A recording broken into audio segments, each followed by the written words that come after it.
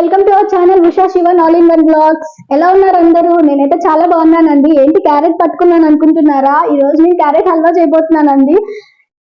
Hi guys, నేను already ఒక cup of carrots great చేసి పెట్టుకున్నానండి.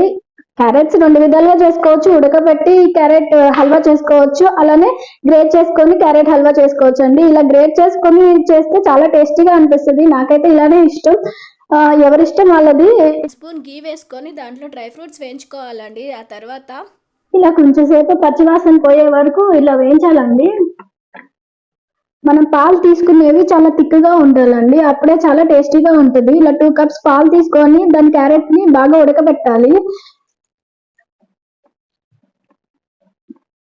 అది బాగా దగ్గరకు అయ్యే వరకు మనం సిమ్లో ఉంచేసి క్యారెట్ ని ఉడకబెట్టాలి.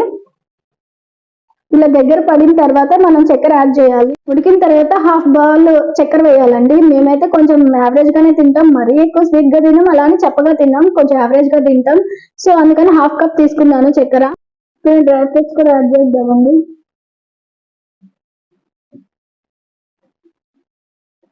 ఒక 3 ఇలాచీస్ కూడా వేసుకుంటున్నానండి. ఇలాచీ పౌడర్ వేయడం వల్ల చాలా టేస్ట్ వస్తుంది, స్మెల్ కూడా బాగుంటది. లాస్ట్ లో కొంచెం ఘీ యాడ్ చేస్తున్నానండి. ఆల్రెడీ నేను ఇందాక యాడ్ చేశాను, కొంచెం సరిపోతుంది టేస్ట్ కోసం. బౌల్లో తీసుకున్నామండి. చాలా బాగా కుదిరిందండి టేస్ట్. మీరు తప్పకుండా ట్రై చేయండి.